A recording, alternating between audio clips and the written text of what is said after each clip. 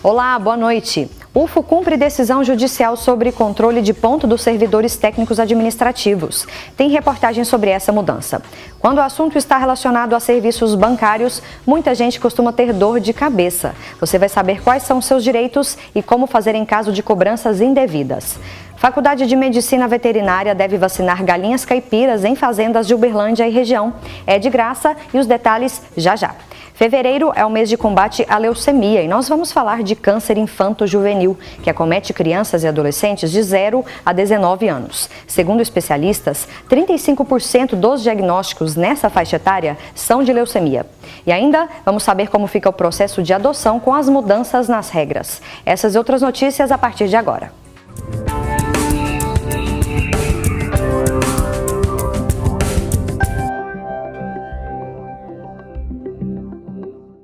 Um assunto que tem gerado debate na Universidade Federal de Uberlândia é o ponto eletrônico. A UFO está cumprindo uma decisão judicial que definiu que a universidade precisa implantar esse tipo de controle do horário de trabalho dos servidores técnicos administrativos. Entenda por que os servidores docentes não se encaixam nessa mudança. Cumprindo uma decisão judicial, a UFO começa um período de teste para implantação do controle eletrônico do ponto dos servidores técnicos administrativos. A previsão é de que a partir desse mês de fevereiro, 50 servidores voluntários comecem a utilizar o ponto eletrônico em um período de teste que deve durar 3 meses. Depois, a ideia é implantar o sistema, que veio do Ministério do Planejamento, em toda a universidade gradativamente. É um sistema que ele já é direto no CIAP, né? É um módulo de frequência já direto no CIAP. O servidor então vai acessar o próprio CIAP e ali ele vai ter condições de registrar então a sua entrada e a sua saída. A mudança vem sendo discutida pela comunidade acadêmica e divide opiniões. Desde que seja para todos os segmentos, docente e os técnicos administrativos. Só para os técnicos administrativos, não. Eu não tenho muito o que afirmar sobre se isso será benéfico ou não para os técnicos e até mesmo para os estudantes. Eu imagino que serão tantas as exceções que perderá sua validade enquanto uma proposta nova. O ponto eletrônico cumpre decisão judicial tomada após uma ação pública ajuizada pelo Ministério Público, que em 2015 recebeu denúncia anônima afirmando que alguns servidores da UFO não estavam cumprindo a carga horária. De acordo com o pró-reitor de graduação, a decisão judicial não exige que docentes se enquadrem na mudança. Existem 2 decretos, que é o 1590 de 95 e o 1867 de 96, são 2 decretos que excluem o professor dessa necessidade de ponto, né, de bater o ponto ou de registrar a sua frequência. Até por característica mesmo da função, do cargo, né? Os professores muitas vezes não fazem atividade somente na instituição, né? Tem muitas atividades que são feitas fora, em casa, então seria de fato mais difícil de se aferir ou de se controlar essa frequência dos servidores. Então, por conta disso, esses 2 decretos excluem os professores dessa necessidade. O pró-reitor afirma ainda que, mesmo não sendo exigido pela Justiça que os professores utilizem o ponto eletrônico, a UFO planeja elaborar um plano de controle das atividades docentes. Para os professores, também, por recomendação de órgão de controle, Ministério Público e própria Controladoria Geral da União, nós estamos finalizando uma resolução no Conselho Diretor que ela disciplina, que ela estabelece um controle de atividades dos professores. Quando o assunto está relacionado a serviços bancários, muita gente costuma ter dor de cabeça e acaba procurando a solução diretamente no PROCON. Em Uberlândia, 50% das reclamações feitas no órgão têm relação com algum banco. Esta não é a primeira vez que a Vanilda vem ao PROCON para tentar resolver um problema com o banco. Segundo a aposentada, após receber uma ligação de uma agência oferecendo um serviço de crédito que ela não contratou, os problemas começaram. Eu estava na minha casa, no conforto da minha casa, ligaram me oferecendo um cartão e na verdade não era um cartão, era um empréstimo que colocou o dinheiro na minha conta sem eu precisar, sem eu pedir. Eu não preciso desse dinheiro, não quero esse dinheiro, estou, sendo incomodada, sendo que eu não precisava disso. Desde então, Vanilda tem gastado tempo e energia para tentar resolver o problema. Tentou dialogar com o banco várias vezes, mas a cobrança continuou. De acordo com o diretor de fiscalização do Procon de Uberlândia, Luciano de Andrade, ao abrir uma conta em qualquer agência bancária, o consumidor tem alguns direitos fundamentais, como a cesta básica de serviços gratuitos. Inclusive, tem uma tabela específica de cada serviço bancário contratado. Mas o consumidor tem que ter ciência também que ele tem um serviço de modo gratuito, que é um pacote essencial que todos os bancos são obrigados a ofertar. Nesse serviço ele não tem nenhum tipo de tarifa, mas ele deve respeitar os limites de transações. Ele tem direito ao fornecimento de um cartão gratuito, 4 transações através do cartão, que é ou a transferência ou um saque, e também direito a 2 transferências e 2 extratos mensais. Conforme dados divulgados pelo Procon de Uberlândia, em 2017, o tema campeão de reclamações, assuntos financeiros, foram 3.568 atendimentos registrados. Dentro dessa área, o órgão recebeu queixas relativas ao não cumprimento de cláusulas contratuais por parte dos fornecedores, não reconhecimento de pagamentos, cobranças abusivas de débitos em aberto e ainda negativação indevida do consumidor junto aos órgãos de proteção ao crédito. Mais da metade dos casos tem relação com serviços bancários. Para não ter dor de cabeça, é preciso estar sempre atento à transparência do banco no momento do contrato. Além de tirar dúvidas, acompanhar todas as transações é importante. Mas será que o consumidor tem o hábito de se informar sobre esse assunto? Particularmente olho todo mês, que eu não sou daqui natural de Uberlândia, então tenho que ter esse controle. Eu sou bem displicente mesmo, eu venho, pago as minhas contas, faço os meus saques, mas eu não confiro com frequência meu extrato, não. Caso alguém se sinta lesado em relação a algum procedimento bancário, é importante tentar dialogar com a agência antes de procurar o Procon. O primeiro passo é procurar o banco para ele poder também se munir de documentação necessária, cópia de contrato, extrato bancário, comprovante de pagamento e o objeto que ele for reclamar. Não sanando junto ao banco, procurar aqui o Procon que a gente vai fazer o encaminhamento devido. Ainda de acordo com Luciano, atualmente, os serviços online oferecidos pelos bancos são uma alternativa mais prática para o público, mas também merecem atenção em relação às cobranças. Sabemos que é tendência, né, a transação online, inclusive tem bancos que têm dado até preferência para esse tipo de operação. Mas o consumidor tem que estar ciente que através do procedimento online ele está mais propenso a alguns riscos. Eventualmente qualquer transação que for onerada, ele deve buscar informação no próprio aplicativo para saber se tem ônus e também nos termos do contrato desse aplicativo. É importante ler e cientificar dos termos. Em nota, a Federação Brasileira de Bancos diz que as agências bancárias seguem as regulamentações do Banco Central. Segundo as normas, cada banco determina os preços dos serviços a partir da própria estratégia comercial. No próximo bloco, vamos falar de câncer em crianças e adolescentes. Especialistas dizem que a doença é rara nesse público, mas é a que mais mata, desconsiderando mortes por causas violentas. Daqui a pouco voltamos.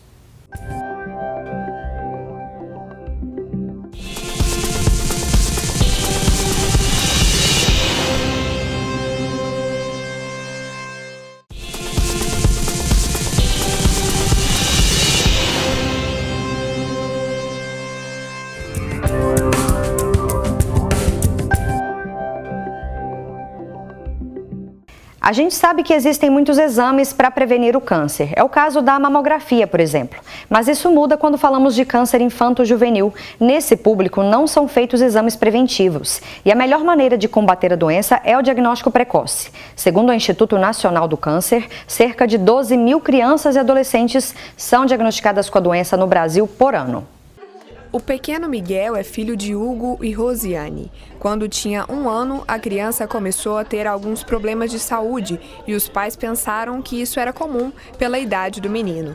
Mas depois de algum tempo, os sintomas voltaram e as medicações não faziam efeito. Depois de passar por várias consultas, os médicos começaram a suspeitar que o menino poderia ter algo mais sério. O diagnóstico da leucemia veio no aniversário de 2 anos do Miguel, em novembro de 2017. Foram várias infecções repetitivas, manchas roxas nas perninhas, nos braços, febre alta, cansaço, ele sentia muito cansaço, brincava um pouquinho e já logo deitava. Inicialmente o médico passou alguns exames e os exames já vieram alterados, o hemograma dele, né? e o médico passou uma transferência para a gente para o UAI para ser transferido aqui para medicina. O diagnóstico de Miguel é um exemplo de câncer infanto-juvenil, que acomete crianças e adolescentes de 0 a 19 anos. Segundo a oncopediatra do Hospital do Câncer, em Uberlândia, 35% dos diagnósticos nessa faixa etária são de leucemia. Ela explica que em adultos, a doença está mais relacionada à idade e hábitos do paciente. Já o câncer infanto-juvenil tem maior relação com questões embrionárias. A especialista afirma que o carro-chefe no combate à doença é o diagnóstico precoce. A criança ela não tem como fazer prevenção primária igual ao adulto, mamografia, testes, acompanhamento de Papa Nicolau, vacinação para hepatite B, controle de hepatite C e de doenças sexualmente transmissíveis, que são medidas de impacto para o câncer no adulto. Então, a gente só tem como pilar para seguir o diagnóstico precoce. O diagnóstico precoce, na maioria das doenças, pode sim alterar a chance de cura. De acordo com o Instituto Nacional do Câncer, a cada ano, cerca de 12 mil crianças e adolescentes são diagnosticados com a doença no Brasil. Isso representa uma média de 32 casos por dia, mas segundo a oncopediatra, esses números equivalem a cerca de 0,5% dos casos de câncer em geral no mundo. Por isso, o câncer em crianças e adolescentes é considerado raro. Por outro lado, de acordo com a especialista, essa é a doença que mais mata no Brasil na faixa etária da infância e adolescência, se não considerarmos mortes violentas como aquelas causadas por atropelamento. Ainda de acordo com a médica, o acompanhamento pediátrico é essencial para todas as crianças, independentemente de terem sido diagnosticadas ou não com alguma doença.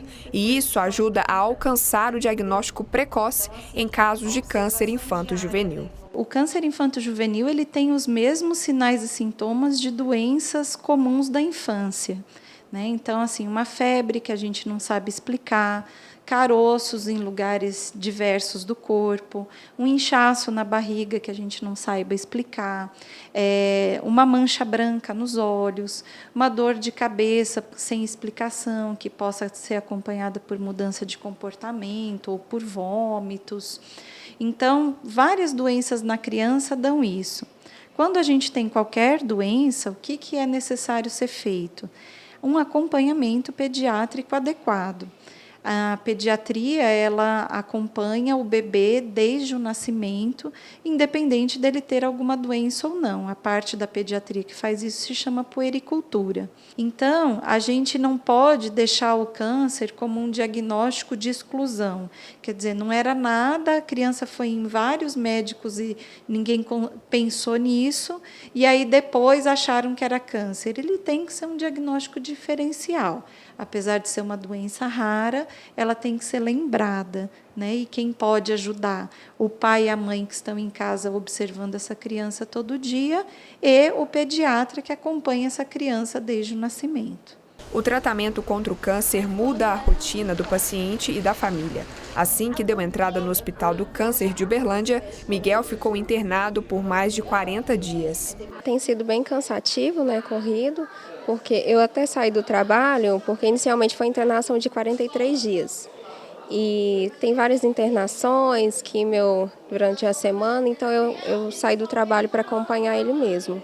O pai do menino conta que alguns momentos do tratamento já foram mais complicados. A questão agora é fazer mais as químios, né? Que as químios mais pesadas já passaram, né? Agora é ficar internado, fazer o tratamento um pouco mais, assim, vamos dizer, vai fazer um tratamento mais intensivo, né?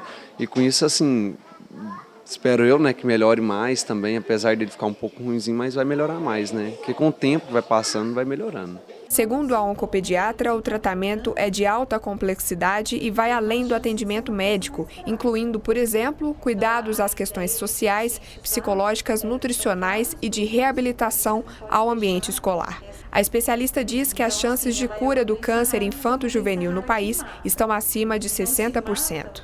Não é a ideal, ela não é a taxa que a gente, comparando com os países desenvolvidos, eles têm taxas maiores.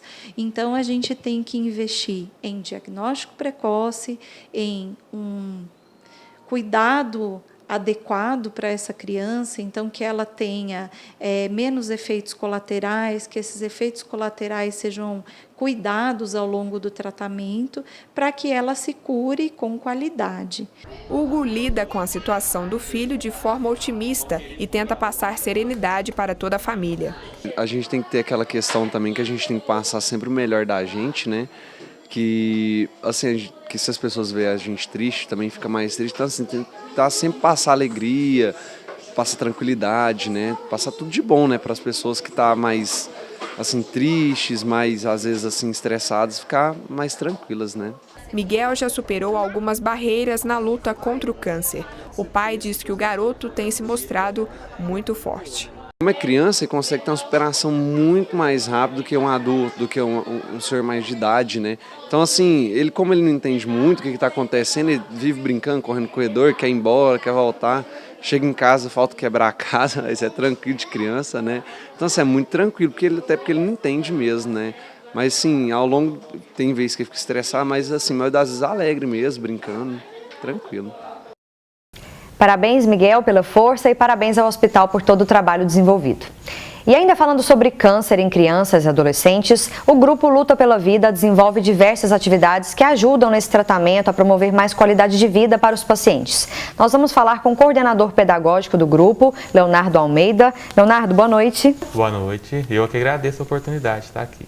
Bom, são diversas atividades pedagógicas, né, que vocês promovem aí no âmbito do Hospital do Câncer para tentar fazer com que esse tratamento seja menos doloroso. Seria isso, Leonardo? Isso. Lá no Hospital do Câncer, através do núcleo de voluntários que foi constituído lá, são oferecidas várias atividades. A equipe que eu coordeno, que é Apoio Pedagógico, Artístico e Cultural, ela se dedica em 3 pilares, basicamente, que é a parte recreativa, a parte que é a parte lúdica, né? A parte educativa, que é a educação pedagógica, e a artística. Então, através desses 3 pilares, a gente consegue estar oferecendo atividades, a maioria delas em forma de oficinas, como a gente tem um exemplo da oficina de pintura em tela, oficina de fotografia. E na parte educacional, a gente tem uma equipe de voluntários que faz o atendimento pedagógico domiciliar. Agora, nós estamos com 45 crianças internadas, é isso? Confirma para a gente. Não todas estão internadas, mas 45 crianças aproximadamente em tratamento. Contra o câncer no hospital, né? Quando a gente fala de câncer infanto-juvenil, você como psicólogo também, né, Leonardo, avalia o lúdico como fundamental nesse tratamento? É por isso que vocês promovem tantas ações? Isso. Desde o início, né, quando o hospital foi construído, já era uma ideia do Grupo Luta pela Vida de ser um hospital diferente. Né? Hoje, inclusive, temos legislações, né, que exigem que exista uma brinquedoteca dentro de um hospital, né, que tenha o serviço pediátrico.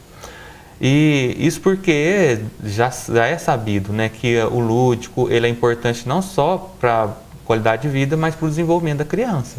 Então, a brinquedoteca lá dentro, as atividades que são oferecidas, ela constrói o conhecimento das crianças, o desenvolvimento e mantém elas motivadas para o tratamento. Deixa aquele ambiente hospitalar bem mais tranquilo, bem mais confortável para as crianças. Que bom, né, que vocês promovem todas essas ações. A brinquedoteca é um exemplo, né, bem claro disso. Já tem tempo que vocês fazem atividades lá, né, Leonardo? Tem tempo. A brinquedoteca, se eu não me engano, ela teve início em 2003, né? E a partir daí iniciou-se a construção, né, de várias atividades. A brinquedoteca, o objetivo dela é o lúdico. Então a criança ela vai brincar livremente sem a interferência do adulto. O adulto ele vai ajudá-lo a brincar. Mas se ela brincar e errar alguma coisa, não tem problema nenhum. O que é diferente nas oficinas. As oficinas, como tem um cunho pedagógico, o objetivo é construir um conhecimento na criança. Como, por exemplo, oficina de pintura. Então a criança ela tem a livre expressão, ela vai pintar lá o que ela quiser, mas ela vai ter um direcionamento. Então a artista que dá aula, ela vai direcionar o conhecimento para que ela adquira técnicas de arte. Então ela pode repetir várias vezes, ela vai ser corrigida e assim ela vai desenvolvendo o conhecimento e a habilidade para aquela oficina, né? Vale lembrar que tem fotografia também e tem inscrição aberta, né, para quem tem interesse. Explica para a gente, Leonardo. Isso, Iniciamos, né, as inscrições para o curso de fotografia, que é uma das oficinas que a gente oferece. E esse ano a gente quer abrir para os pacientes adultos também. Então, como é um número muito grande de pacientes, né, a gente está até fazendo a divulgação interna no hospital e também estamos recorrendo às redes sociais e aqui também aproveito para divulgar aí para o paciente que está assistindo, se interessar, procurar a brinquedoteca do hospital, né? Pode ser presencialmente ou pelo telefone, porque a gente faz a inscrição, que são vagas limitadas, então é um curso bem legal, assim, bem interessante, que eu tenho certeza que todos vão gostar. Até quando o pessoal pode se inscrever? Eles podem se inscrever até dia 2 de março, pode estar se inscrevendo, que a oficina está prevista acontecer no dia 10 de março. Ok, obrigada, viu, por conversar com a gente, Leonardo. Por nada, eu que agradeço. E depois do intervalo, galinhas caipiras em fazendas de Uberlândia e região devem ser vacinadas gratuitamente. O projeto é da Faculdade de Medicina Veterinária da UFO. Mais detalhes daqui a pouco.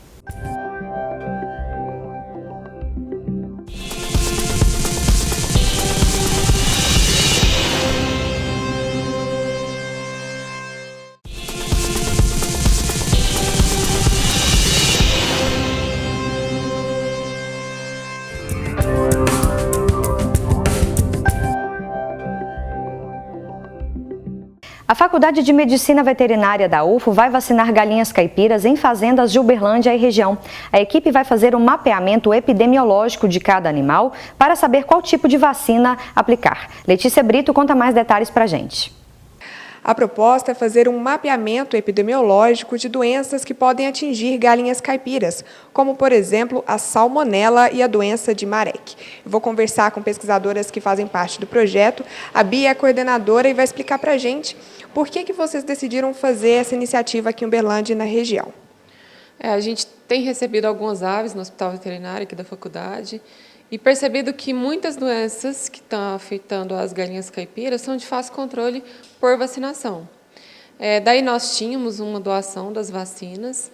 Aliado a isso, a gente sabe da importância da cidade em relação às aves industriais para a economia do país, e essas aves caipiras, elas podem levar a doença para as aves industriais. Então, tem um cunho, além de epidemiológico, social, e um cunho também para ajudar a proteger as galinhas industriais. Muito obrigada pelas informações. E, Mábia, qual que vai ser o processo quando começar as vacinações? Primeiro vão ser feitos exames, é isso? Isso, vai ser em 2 etapas. A primeira etapa, nós vamos até as propriedades cadastradas e, primeiramente, vamos fazer a coleta de materiais, sangue, fezes, para que a gente possa encontrar as doenças que essas aves estão desafiando essas aves. E algumas doenças a gente já sabe que acomete a região, já vai acontecer a vacinação então, nessa primeira etapa. E na segunda etapa vai ser a vacinação das doenças que a gente vai ter o resultado a partir da coleta de sangue e fezes. Muito obrigada, Mábia. Bom, para ter mais informações, entrar em contato com a equipe de vacinação, é só entrar no portal de notícias da UFO, que lá tem o contato do pessoal. As inscrições para participar do projeto podem ser feitas até o dia 28 de fevereiro. Os proprietários das aves podem entrar em contato pelos endereços que aparecem aí na tela. Em março, os veterinários começam o processo de exames e vacinação nas galinhas. Hora de saber como fica o tempo amanhã.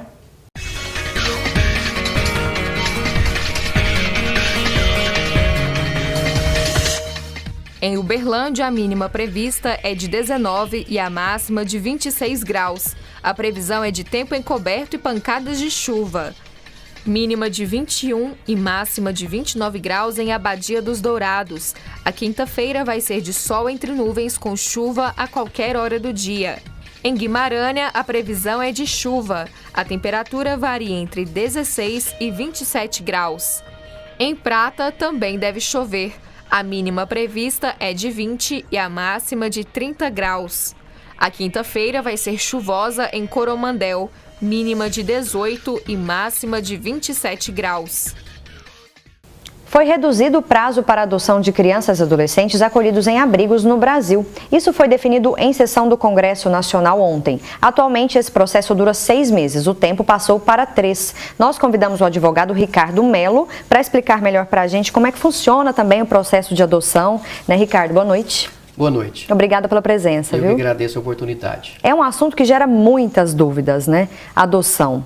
Eu acho que é bom a gente pegar como gancho essa mudança aí, pra gente falar do processo em si, quem pode, quem não pode adotar. Como é que você pensa? Com certeza. Houve essa alteração ontem, né?